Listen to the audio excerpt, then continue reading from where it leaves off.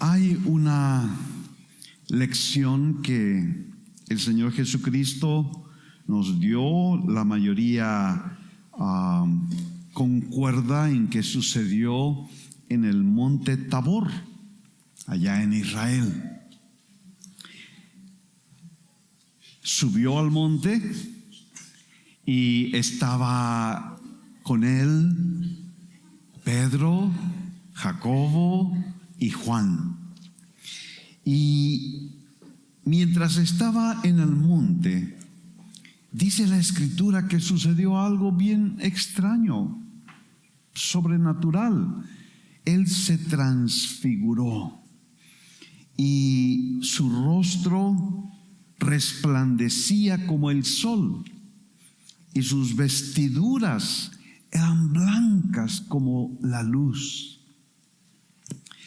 Y la primera reacción de Pedro, de Jacobo y de Juan, cuando vieron a Jesús allí, acompañado de un lado por Moisés, del otro lado por Elías, ahí hay algo asombroso y misterioso, ¿no?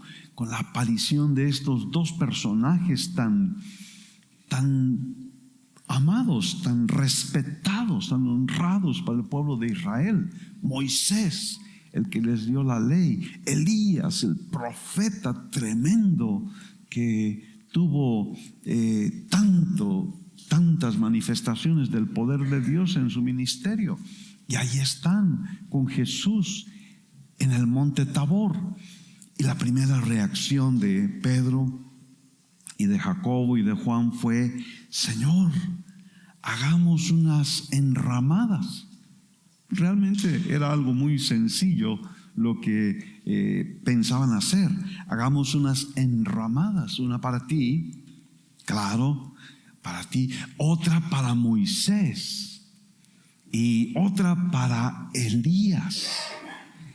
Ellos querían levantar estos lugares en honor a estos personajes.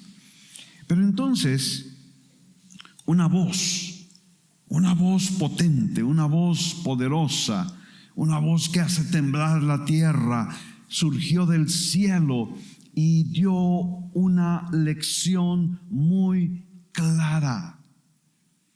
No nada más para Pedro, Jacobo y Juan, sino para todos nosotros, porque todos nosotros humanos tenemos la tendencia de levantar enramadas y altares y subir a la plataforma a nuestros personajes populares y los ensalzamos y les damos un lugar en nuestra sala, en nuestro corazón, en las plazas, esos templos de el comercio y el materialismo. Ahí se levantan enramadas,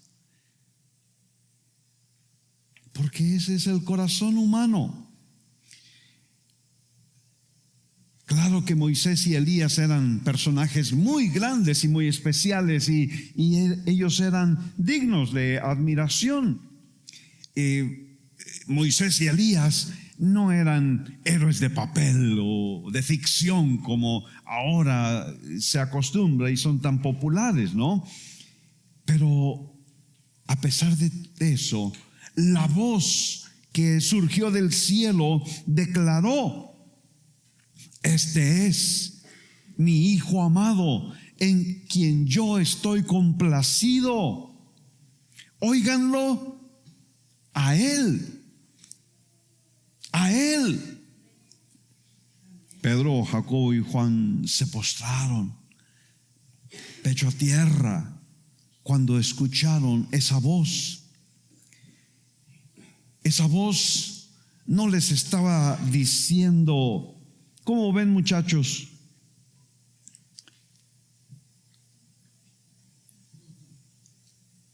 ¿Le podrían hacer más caso a mi hijo Jesús que a Moisés y a Elías? O sea, si ustedes insisten, Pueden levantar una linda enramada, pueden cantarles canciones lindas a Elías o a Moisés, pero no se olviden de mi hijo Jesús, ¿ok? No, era una voz de autoridad, era una voz que los llenó de un temor, de una reverencia profunda. Su rostro estaba pegado en tierra. Y entonces una mano los tocó. Una mano los tocó. Y escucharon una voz, otra voz. Y esta voz les dio consuelo, fortaleza, paz. Les dijo: levántense, no teman. Esa voz les inspiraba paz. Esa mano les infundía confianza. Y entonces abrieron sus ojos y Moisés ya no estaba. Y ya no estaba Elías, solo estaba Jesús. Y esa es una lección que como humanos olvidamos fácilmente. Qué fácilmente le permitimos a otros personajes ocupar el lugar que solamente le pertenece a Cristo Jesús. Podemos ponerle muchos nombres. No sé, hasta podemos llamarle Taylor, o no sé qué nombre le podamos poner, pero le levantamos enramadas en nuestra recámara o en la plaza o en muchos lugares. Levantamos enramadas para personajes, héroes de papel, héroes de ficción, y ellos ocupan nuestra atención. Y enseñamos a nuestros niños, o permitimos por lo menos a nuestros niños, que su atención esté centrada en esos personajes, y nos hemos olvidado de Jesús. Quizá como Pedro y como Juan, nosotros estamos en ese oficio de levantar enramadas. Pero la voz del cielo dice: este es mi Hijo amado. En Él se complace mi corazón. A Él y solo a Él es al que deben de oír. A Él y solo a Él es al que deben de dedicar la devoción de su corazón. Amén. La mano tocó. Ahora, quiero que veas tus manos, por favor, así, levántalas, velas. ¿Te gustan tus manos?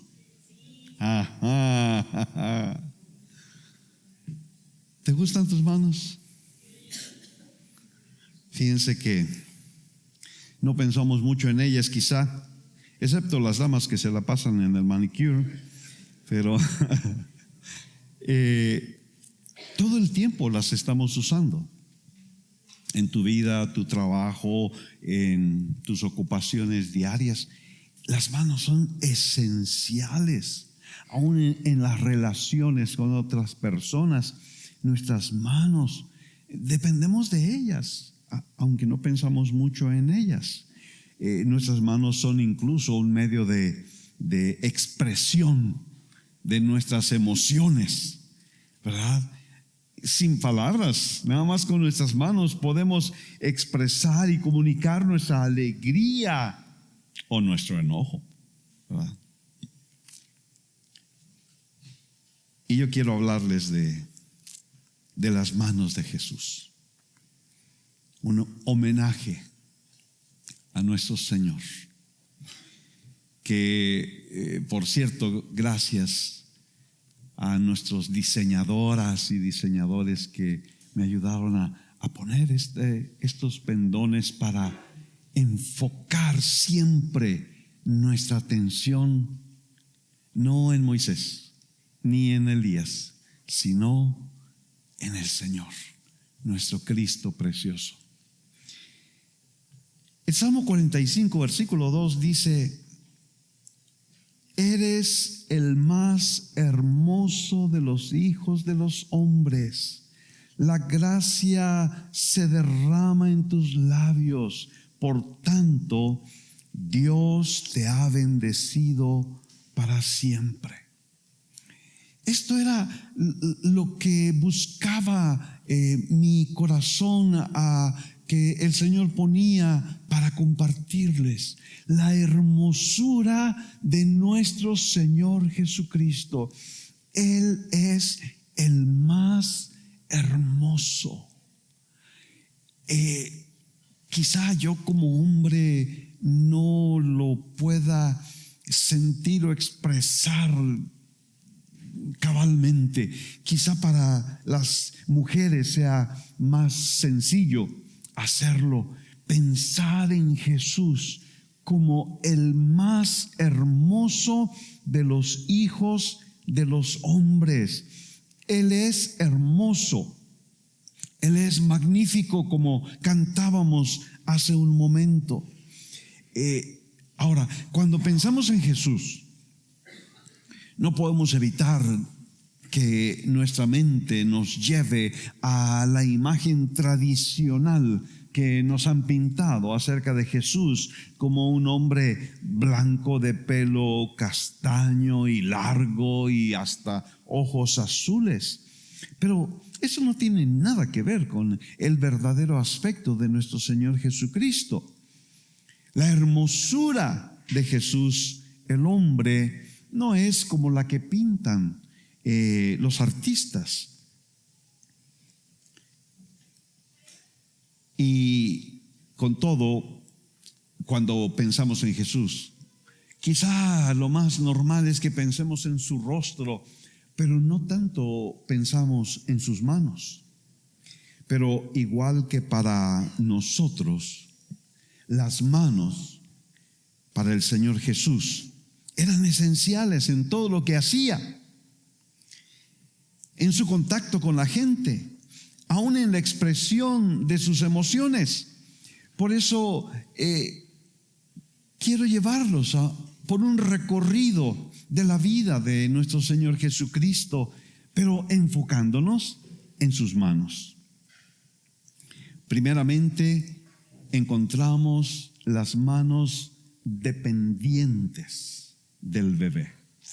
Las manos dependientes del bebé. El Señor Jesucristo nació en un pesebre, nos narra el Evangelio de Lucas. Y allí su madre, María, lo acostó en ese pesebre que es una bandeja donde los animales se pone el alimento y los animales allí comen. Y allí esa fue la cuna del bebé Jesús. No tenían un lugar donde posar. Y allí María lo tuvo y lo envolvió en pañales. Esa frase, que María lo envolvió en pañales, tiene gran significado, porque no había alguien a su lado para ayudarla a envolver al niño en pañales. Ella lo hizo. Ahora que recientemente Cherry tuvo a su bebé en casa, pues ahí estaba el doctor y ahí estaba la enfermera y ahí estaba la mamá y ahí había un montón de gente para ayudarla. Pero cuando nació el bebé Jesús en aquel establo, María estaba sola. Estaba a muchos kilómetros de distancia de su familia, porque su familia vivía en Nazaret y ahora ella estaba en Belén. Entonces estaba sola. Me hizo recordar de varias mamitas aquí, incluyendo a Majo, que tuvo su bebé y su familia en Puebla y lejos de la familia, ¿no? Así estaba María, rodeada de una multitud, pero sola. Ahora, eso de la multitud viene al cuento porque mucha gente había ido a Jerusalén en esa temporada que era alrededor de septiembre, octubre, cuando se celebraba la fiesta de los tabernáculos. Y estaba allí miles y miles de personas, y esa es la razón por la que José y María no encontraron un lugar en el mesón donde posar, porque la multitud estaba allí llenándolo todo. Era septiembre, octubre y normalmente un buen clima, así como aquí en Monterrey. En octubre yo siempre digo que es uno de los mejores meses del año.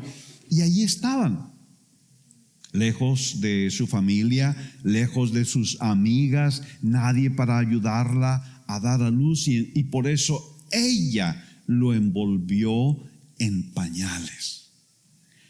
Ahora escuchamos la palabra pañales y pensamos en la marca Pampers. No, eran tiras de tela. Quizás se agarró de su falda y se rompió unas tiras de tela, y con eso envolvió al bebé.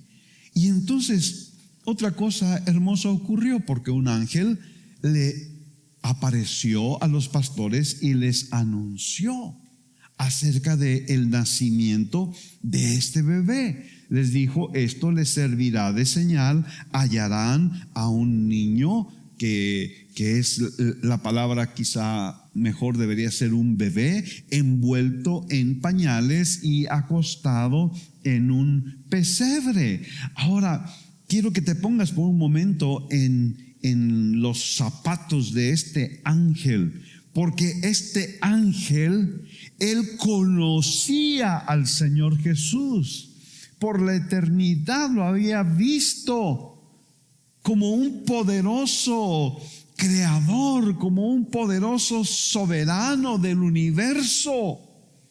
Él había visto las grandiosas obras de Jesús en la creación.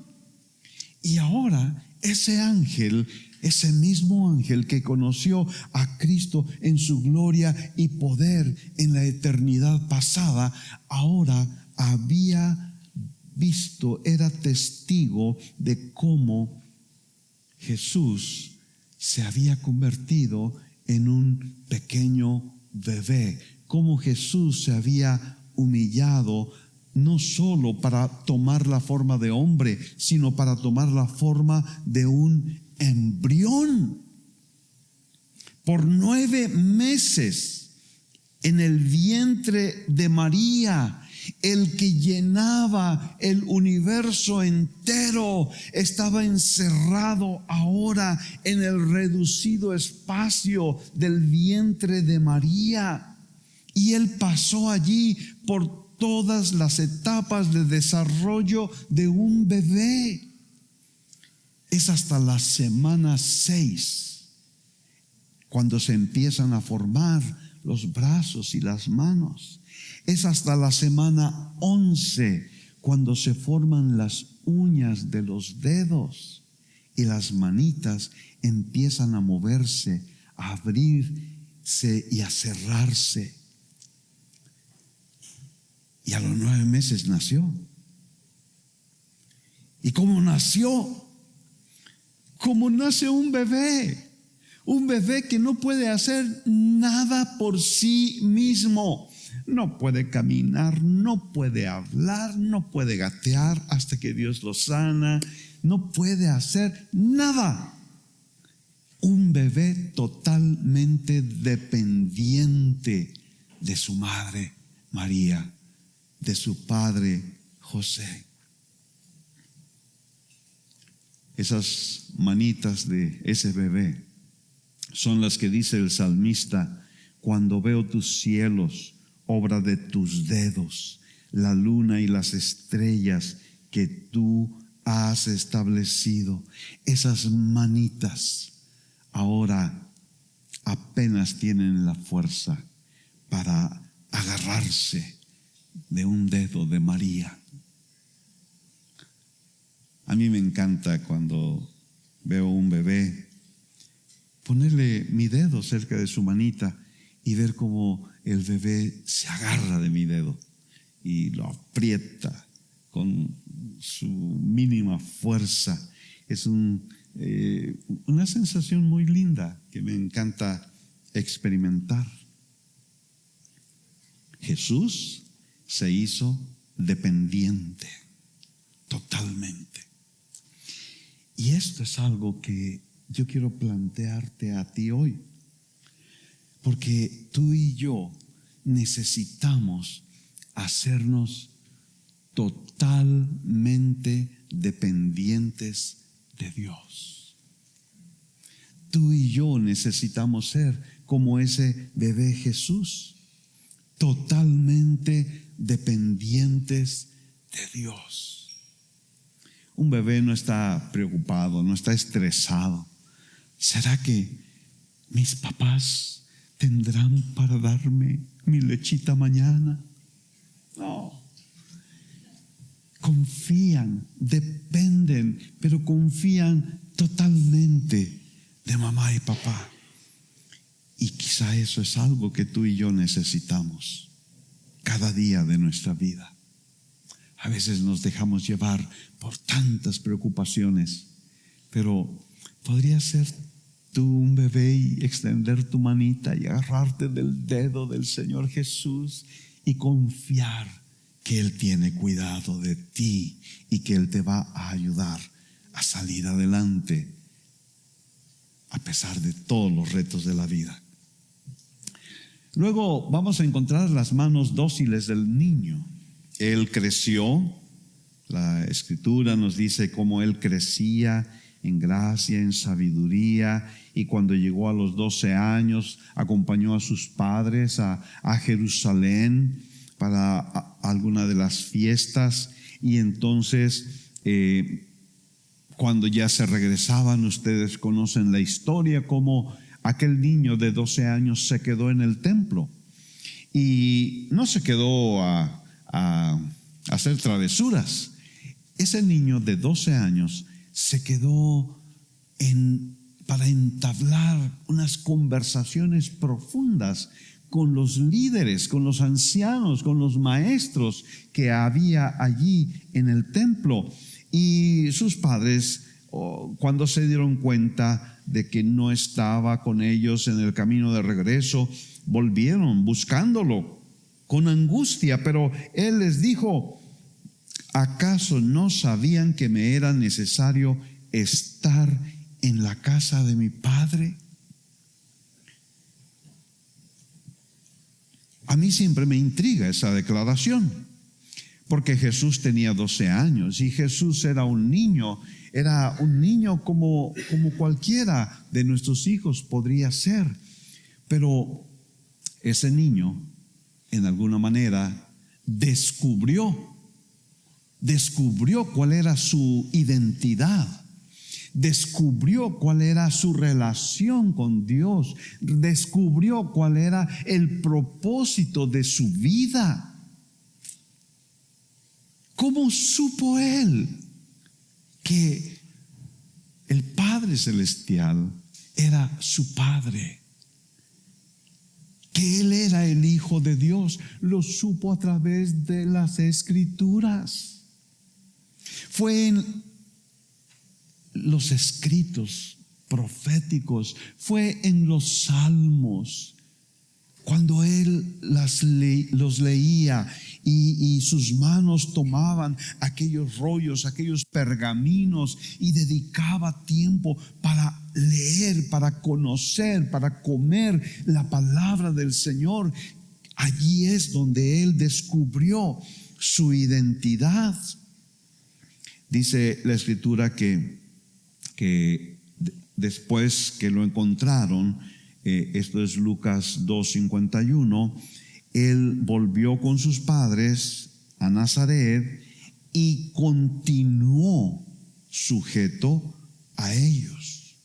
Continuó sujeto a ellos. Esa palabra continuó me dice que estar sujeto a sus padres era lo que él había estado haciendo durante esos primeros 12 años y es lo que él continuaría haciendo los años por delante. Jesús, el niño, tenía un corazón dócil, un corazón obediente hacia sus padres terrenales y hacia su Padre celestial. Y yo creo que este fue un tiempo muy especial en que él dedicó sus manos a hacer las cosas que sus padres le pedían, y especialmente a abrir el rollo de la ley para estudiarla y descubrir allí el maravilloso plan de Dios, el plan eterno de redención.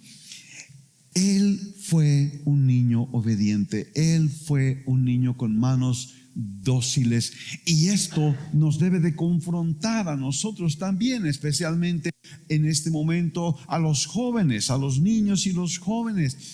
¿Estás tú siendo un hijo dócil? ¿Estás tú continuando sujeto a tus padres?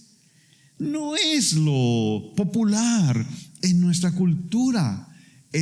Hay esta tendencia aún en los niños y en los jóvenes a declarar su independencia, a declarar yo soy lo que yo quiero ser, y nadie, ni siquiera mis padres, deben de meterse en mi vida. Pero Jesús continuó sujeto a sus padres.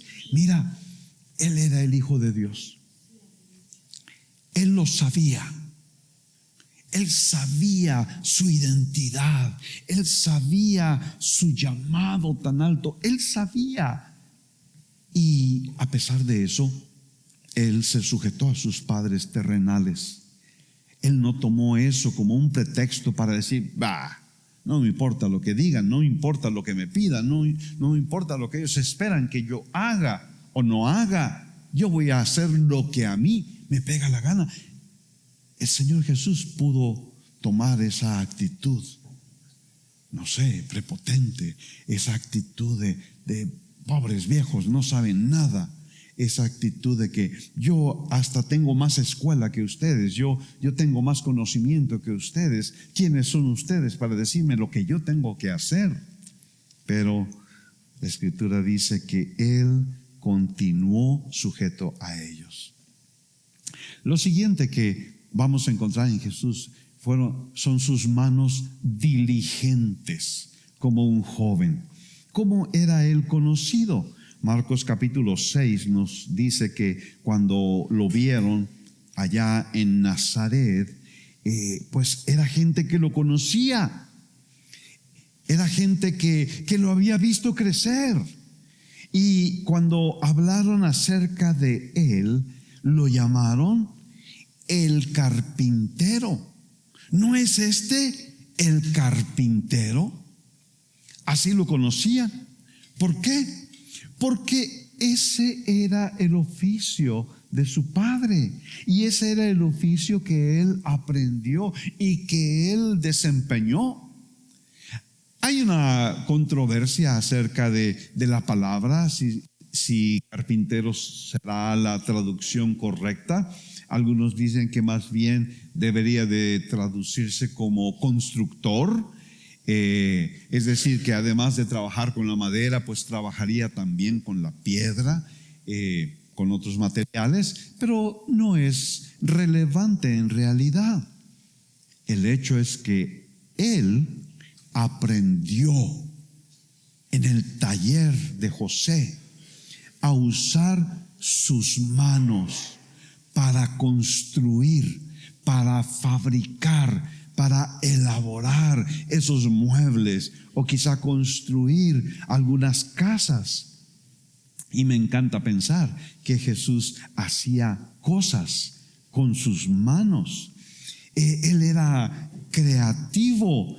Quizá había un cliente que le había pedido hacer un mueble, no sé, un librero, una mesa, algún mueble, y entonces el Señor Jesús con unas herramientas muy rudimentarias que existían en ese tiempo, pues trabajaba la madera y terminaba ese mueble, y quizá al final se hacía unos pasos para atrás para observar el mueble, y qué satisfacción siente uno cuando ve la obra terminada y pensar, me quedó bien, quedó precisamente lo que mi cliente necesitaba.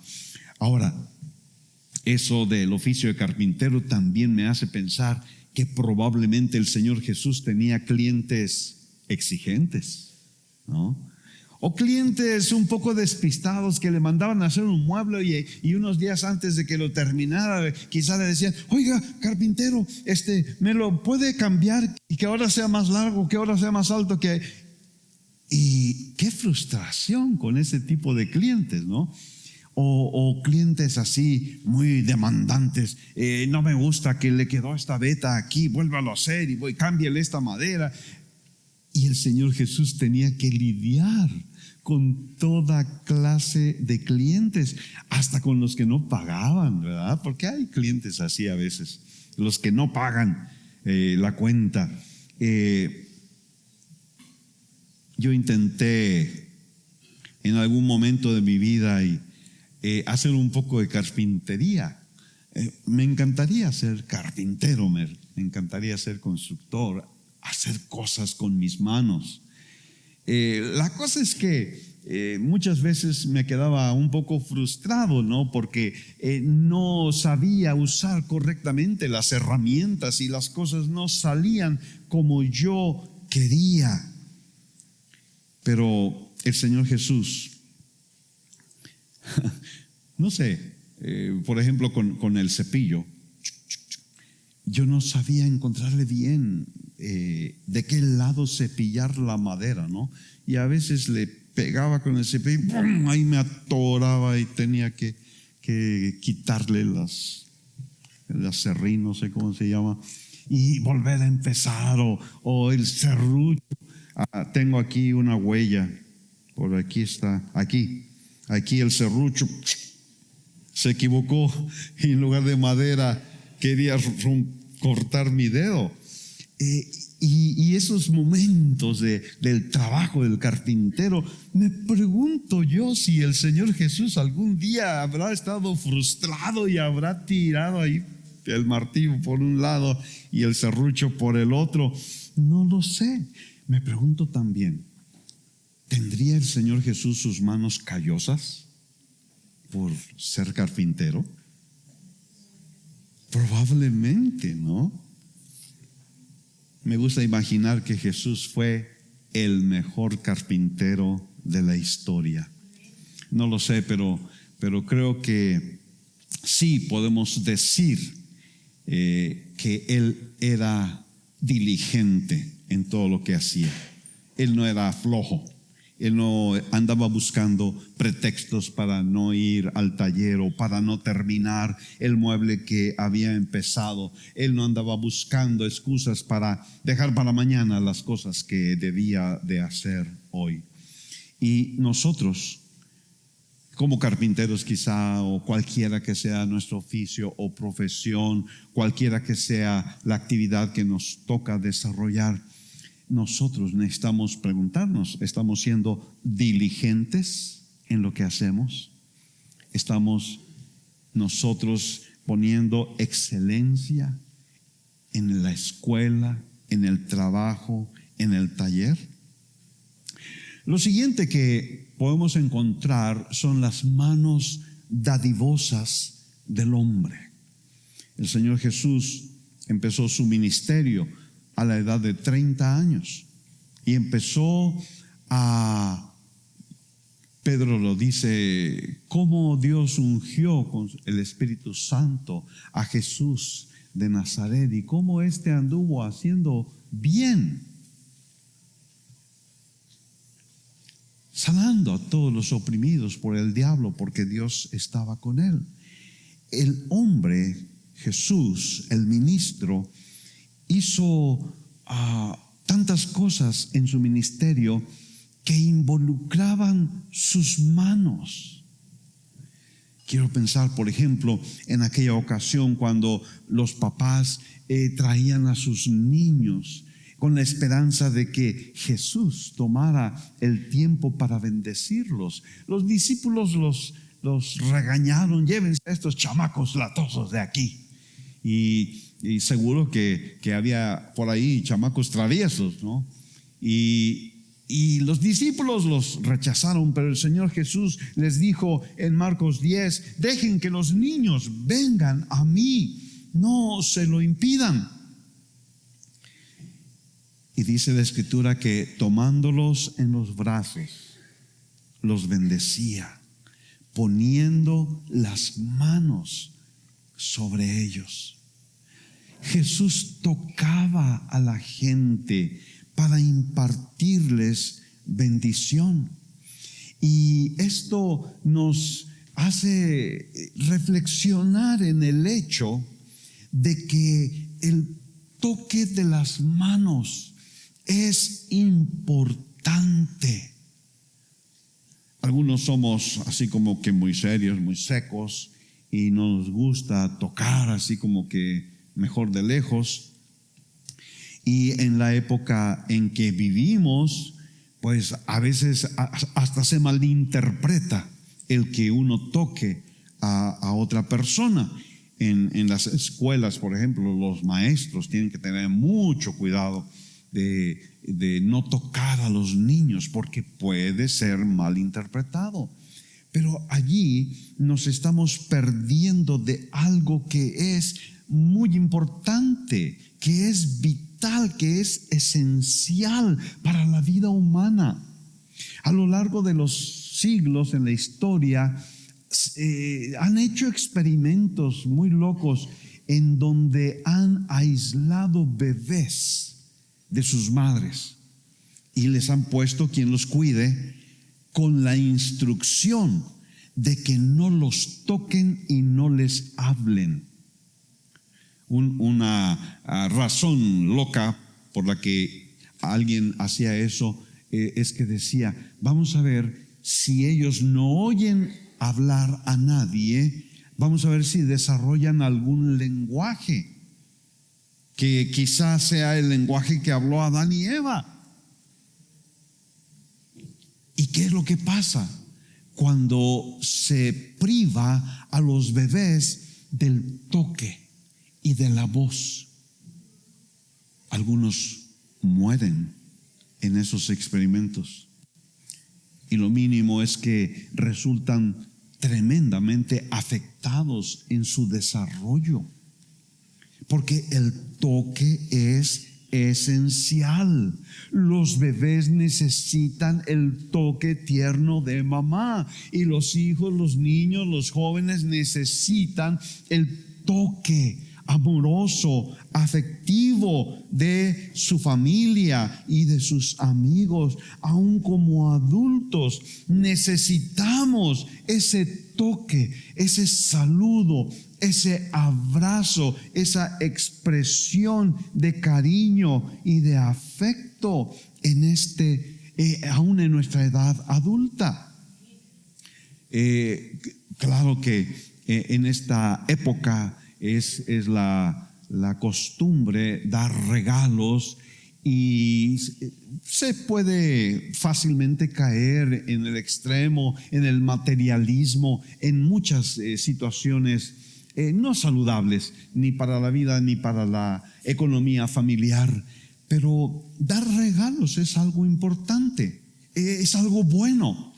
Pero más que el regalo, más que la cosa que se regala, lo que la gente necesita es la expresión de afecto, el tocar, el abrazar con afecto. Y eso es algo que nosotros necesitamos buscar practicar frecuentemente, no solamente en el fin del año, sino cada día. Mira, a tu alrededor, en tu propio hogar, es importante que tú extiendas tus manos para tocar, para bendecir, para abrazar, y que sea una acción deliberada de tu parte de impartir bendición a través de tus manos a las personas que amas. Mucha gente está anhelante de recibir ese toque. Entonces, el Señor daba bendición. En segundo lugar, el Señor daba compasión. Ahora, esa palabra que se usa en los evangelios con alguna frecuencia, es importante quizá definirla, porque puede entenderse un poquito mal. ¿Qué es compasión? Es que al ver la necesidad de una persona, se conmuevan tus entrañas y seas movido a hacer algo para aliviar su necesidad. La palabra griega de donde viene compasión habla de eso, del mover de las entrañas. Sientes algo aquí y ese algo te mueve, te impulsa a hacer, a mostrar simpatía, a mostrar afecto, a ayudar a esa persona a resolver su necesidad. Y entonces, como encontramos a Jesús durante su ministerio dando compasión a través de sus manos, Él veía a las multitudes enfermos de diversas enfermedades, nos dice Lucas 40, y entonces lo que Él hacía era poner las manos sobre cada uno de ellos para sanarlos. Poner las manos sobre cada uno de ellos. Miren, el Señor Jesús no necesitaba poner la mano sobre cada uno de ellos. No sé cuántos serían, 10, 100, 1000, no sé cuántos. Él pudo haber dado la palabra de autoridad y esos enfermos hubieran sido sanos en un instante, pero por algo Él escogió el ir poniendo su mano sobre cada uno de ellos. ¿Por qué? Porque de esa manera Él estaba brindando compasión, ofreciendo simpatía, ofreciendo afecto a cada una de esas personas que estaban debilitadas por la enfermedad. El caso extremo es cuando en Mateo 8 lo vemos, y hay otros pasajes en donde lo vemos, extender su mano para tocar a un leproso. Este leproso se acercó y le dijo: Señor, si quieres, puedes limpiarme. Y lo que este leproso estaba haciendo era algo, pues casi que ilegal, era algo no aceptable en su cultura, porque la lepra era una enfermedad terrible y contagiosa, y estaba prohibido que los leprosos se acercaran a la gente. Pero este hombre leproso, con unos efectos terribles en su piel, en su rostro, en sus manos, ellos van perdiendo la sensibilidad y van perdiendo sus dedos en sus manos y en sus pies, y tienen llagas en su piel. Y este hombre en esa condición se acerca a Jesús, y la Escritura dice que Jesús, extendiendo la mano, lo tocó, diciendo: quiero, sé limpio. Y al instante su lepra desapareció. Muy probablemente ese hombre no había experimentado el toque de nadie por muchos años. Probablemente él había olvidado lo que se siente que alguien tome tu mano y la apriete así, ¿no? En un saludo largo. Hay diferentes clases de saludo, ¿no? Hay esos que te saludan y nada más así, una pasadita, rápido. pero hay otros que te aprietan, que como que disfrutan ese momento. Pero ese hombre, quién sabe cuántos años llevaba sin experimentar el toque de otra persona. Pero ahora Jesús lo tocó. La mano de Jesús se extendió para tocarlo y eso trajo una sanidad instantánea, maravillosa a su vida. Y yo quiero decirte que hay algunos que no están leprosos hoy, pero que se sienten que son como los intocables. Nadie se acerca, nadie se interesa, nadie expresa cariño, nadie expresa afecto, y son como ese leproso, intocables. Y ellos están esperando que tú, en representación de Jesús, extiendas tu mano para tocarlos. Eso es un pensamiento sublime. Pensar que tú y yo, el día de hoy, somos la mano de Jesús. Y que tú y yo podemos tocar aún a los intocables. En otra ocasión, mi tocayo se había acercado a Jesús para rogarle: Señor, ven, porque mi hija se está muriendo. Y el Señor Jesús se entretuvo en el camino y vinieron de su casa y le dijeron: ya no molestes al maestro, tu hija ya murió, ya no hay esperanza, ya no hay para qué estés aquí esperando, rogando. Y cuando ya no había esperanza, el Señor Jesús llegó a la casa, les dijo: retírense todos, la niña no está muerta, duerme. Y todos se burlaban de él: está loco.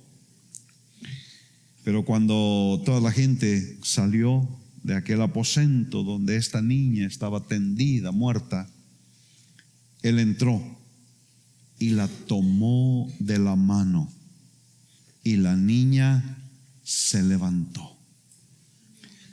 Donde no había esperanza, la mano de Jesús se extendió, tomó la manita de esa niña y le dio vida, vida. Hay personas cerca de ti para las cuales ha habido muerte. Hay cosas que han muerto en su vida y ellas necesitan un toque de la mano del Maestro.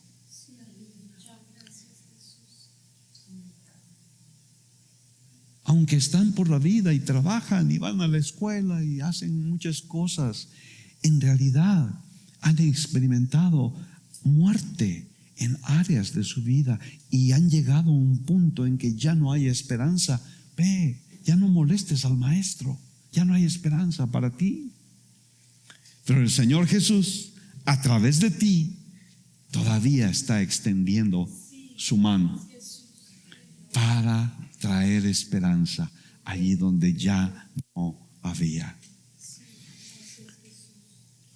Otro momento muy hermoso, muy especial, fue cuando el Señor Jesús mandó a los discípulos por delante para atravesar el mar de Galilea y Él se quedó orando y en medio de la noche Él se iba acercando a los discípulos andando sobre el agua.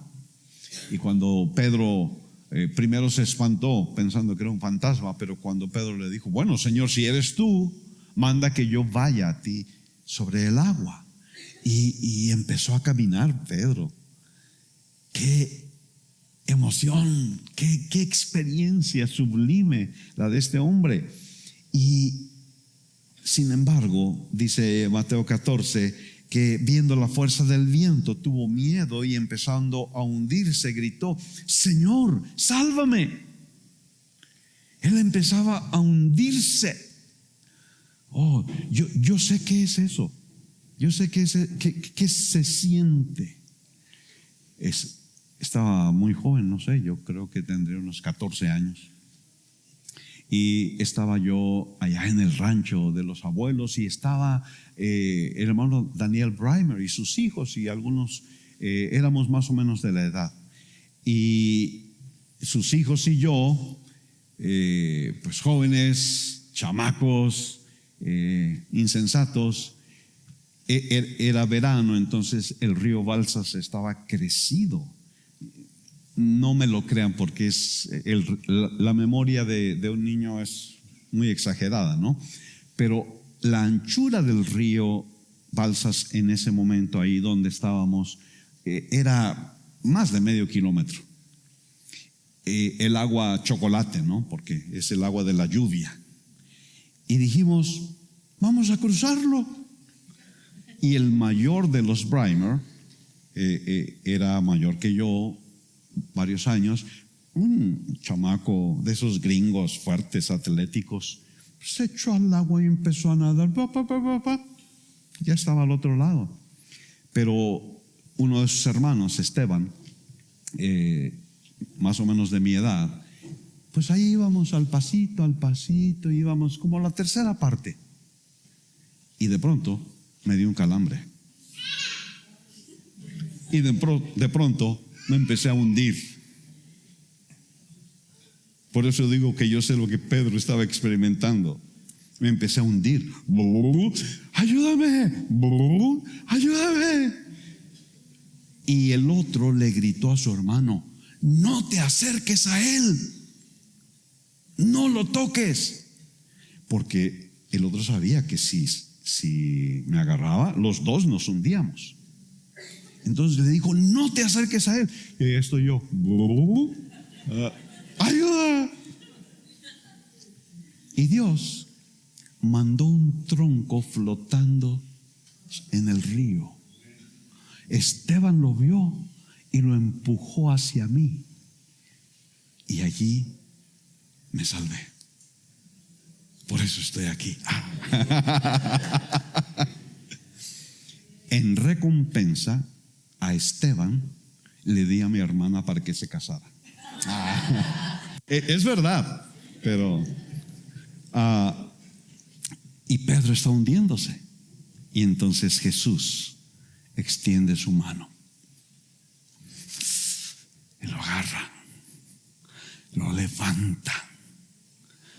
¡Wow! ¡Qué alivio! Mi hermano, mi hermana, hay gente hundiéndose alrededor de ti. Hay gente hundiéndose sin Cristo en la vida. Aún creyentes los hay que se están hundiendo y que están tragando agua y se están alejando del Señor, están perdiendo el gozo de la salvación y están así, que se hunden y no se hunden, se ahogan y no se ahogan. Y lo que ellos necesitan es que tú, en representación de Jesús, extiendas la mano y los levantes, los animes, los ayudes a volver al camino y les des que el gozo de la salvación vuelva a su corazón. Jesús tuvo compasión cuando vio a la gente hambrienta y tomando el pan en sus manos lo partió y les dio de comer. Jesús usó sus manos en otra manera para dar servicio. Había en la cultura judía la costumbre de que cuando llegaba un visitante, el dueño de la casa mandaba a su siervo a traer agua, a traer una toalla, a lavar los pies de los visitantes, porque habían llegado caminando, sus pies estaban llenos de tierra. Y entonces era una cortesía muy hermosa que el siervo venía y lavaba sus pies. Era una bienvenida, era una muestra de honor, de respeto. Pero en esta ocasión, en Juan 13, vemos a Jesús, el Señor, el Maestro, el líder, el jefe. Vemos a Jesús que se quita el manto y toma una toalla y echa agua en una vasija y se inclina para lavar los pies de sus discípulos. Y la lección del Señor es que yo no vine para ser servido, yo vine para servir. Filipenses nos dice que Él se humilló y se hizo siervo, tomó forma de hombre, tomó forma de bebé, se humilló a sí mismo y se puso a hacer lo que le tocaría hacer al siervo menor de la casa. Él estuvo dispuesto a servir. Él no pensó, yo soy aquí el uyuyuy, el mero mero. No, él pensó, yo estoy aquí para servir. Y por eso se inclinó y tomó los pies de Pedro y los demás discípulos y los lavó con el agua. Necesitamos, como Jesús, tener ese corazón de siervos. Necesitamos estar buscando maneras en las que podamos servir a los que nos rodean. Necesitamos buscar maneras para servir a nuestra propia familia. ¿Cómo te puedo ayudar?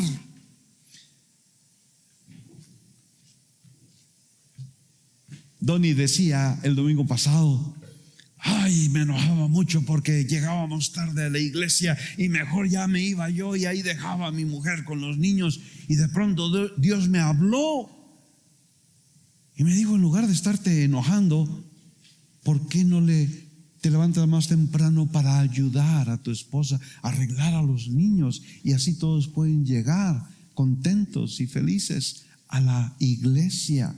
Servir.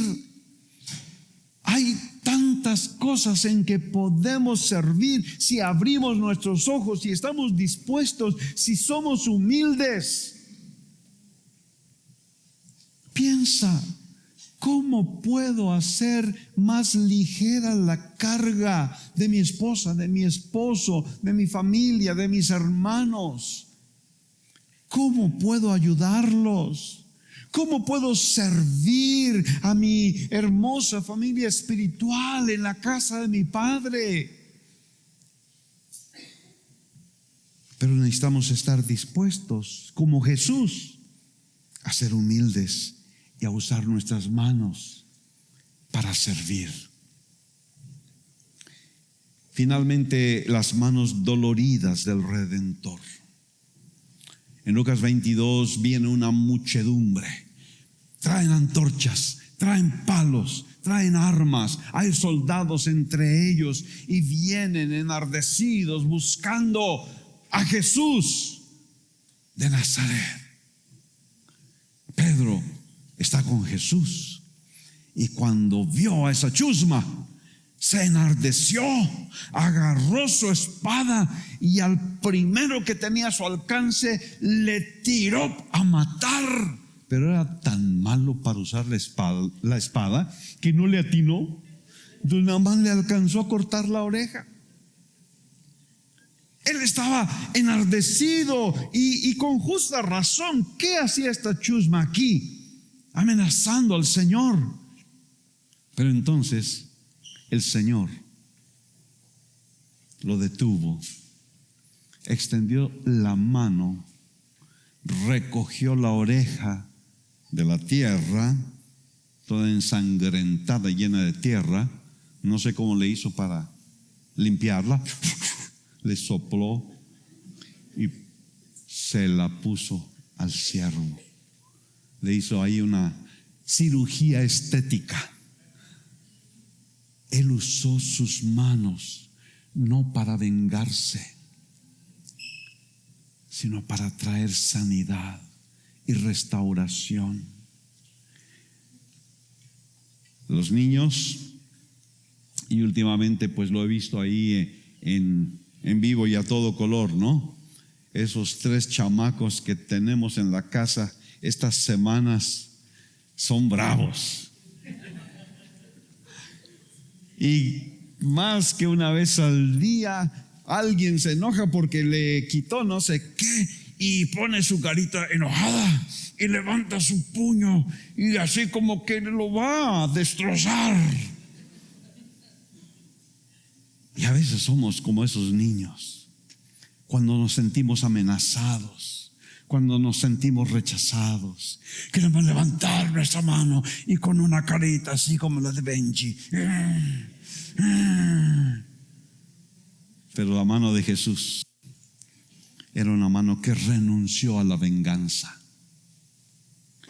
Era una mano que no se levantó para amenazar, sino que se levantó para sanar, para restaurar. Yo sé que hay cosas que te han hecho, aún personas cercanas de ti, pero quiero confrontarte a seguir el ejemplo de Jesús. No levantes tu mano para vengarte. No levantes tu mano para golpear, para herir. Levanta tu mano para sanar. Renuncia al deseo de venganza. Renuncia. Y esas manos fueron traspasadas por los clavos. Malhechores me horadaron las manos y los pies, escribió proféticamente David. Y esto es lo que pasó en la cruz. Las manos de Jesús clavadas con clavos que no eran como los que venden ahora en la ferretería, ¿no? Así delgaditos y derechitos y hasta bonitos, ¿no? A mí hasta me gustan los clavos. No eran ese tipo de clavos, eran clavos rudimentarios, eran clavos ásperos. Esos son los clavos que traspasaron las manos de Jesús cuando Él en la cruz abrió sus brazos para demostrarte cuánto te ama el Señor. Cuánto te ama el Señor. Sus manos sufrieron, pero esas manos que sufren son las manos más aptas para expresar el verdadero amor. Yo sé que tú has pasado tiempos de sufrimiento. A veces Dios permite eso porque son las manos que han sufrido las que pueden tocar de una manera más tierna a otros que sufren. Tú necesitas tener tus manos dispuestas para consolar a los que sufren, para consolarlos con la misma consolación con que Cristo te ha consolado a ti. Y finalmente, hay un detalle muy interesante. Cuando el Señor Jesús resucitó, se apareció a los discípulos en diferentes ocasiones y Tomás no estaba. Y cuando le dijeron a Tomás lo que había pasado, lo que Tomás dijo es: no, yo no creo, a menos que vea las cicatrices en las manos de Jesús, no voy a creer. Y eso es intrigante porque estamos hablando de Jesús resucitado, Jesús glorificado, Jesús con un cuerpo de gloria, un cuerpo de perfección, un cuerpo eterno. No podemos pensar en un cuerpo glorificado con cicatrices. Yo creo que la esperanza de todos nosotros es de que cuando resucitemos no vamos a tener achaques, no vamos a tener dolores, no vamos a tener defectos en nuestro cuerpo. Vamos a tener un cuerpo perfecto, hermoso. Ya quiero que eso pase no sé, porque no me gusta mi nariz, entonces quiero un cuerpo perfecto. Pero el Señor Jesús resucitado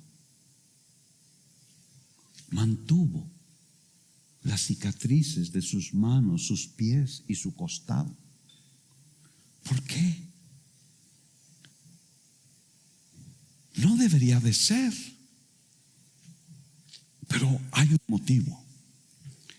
Las cicatrices eternas, las que Jesús va a tener por la eternidad, tienen una razón de ser. ¿Tienes tú alguna cicatriz en tu cuerpo, en tus manos? ¿Tienes alguna cicatriz?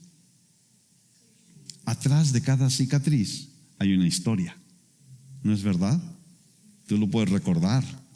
Yo estaba haciendo no sé qué y ¡pum! Casi me corto el dedo. Y ahí hay una cicatriz que tiene una historia.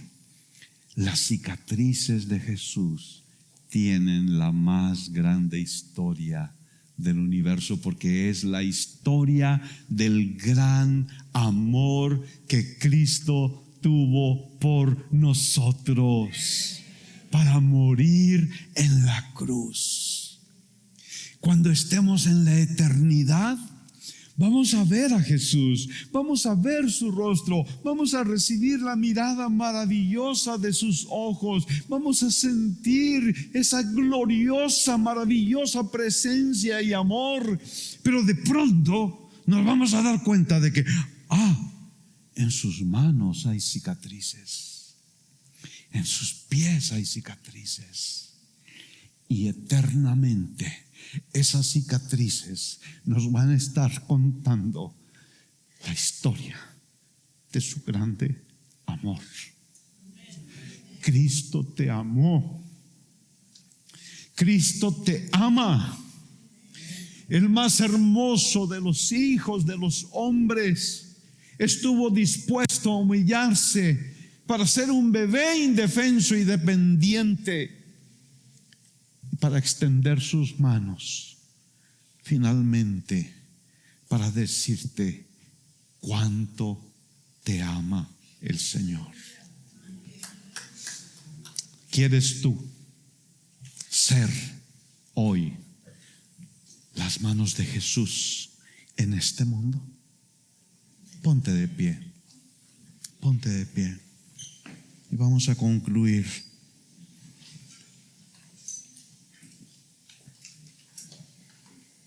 ¿Cómo estás usando tus manos hoy? Jesús ya no está físicamente aquí. Sus manos ya no se extienden físicamente para tocar a los necesitados. Pero Él nos dejó a nosotros para ser sus manos. Cierra tus ojos, levanta tus manos al Señor, ofrécele al Señor tus manos para ser la extensión de las manos de Jesús el día de hoy y cada día. Que tus manos se extiendan en total dependencia de Dios. Que tus manos estén prestas para obedecer al Señor y hacer su voluntad.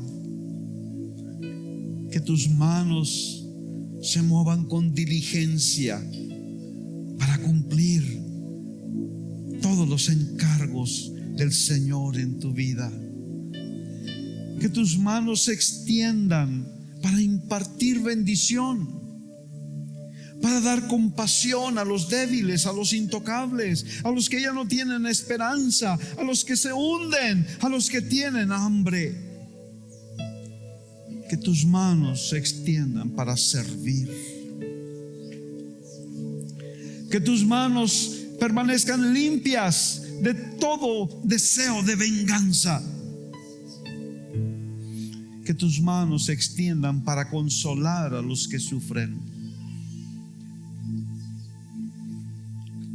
Las manos de Jesús, el más hermoso de los hijos de los hombres, eran manos hermosas. Y tus manos también pueden ser manos hermosas cuando sigues el ejemplo del Señor. Levantamos hoy nuestras manos, Señor, y clamamos: usa nuestras manos como si fueran las tuyas. Usa nuestras manos para llevar sanidad, para llevar bendición, para restaurar, para consolar, para servir. Usa mis manos. Gracias, Jesús. Gracias, Jesús. Tú eres el más hermoso de los hijos de los hombres. Tus manos maravillosas se extendieron para mostrarnos el gran amor que no merecíamos. Gracias, Jesús.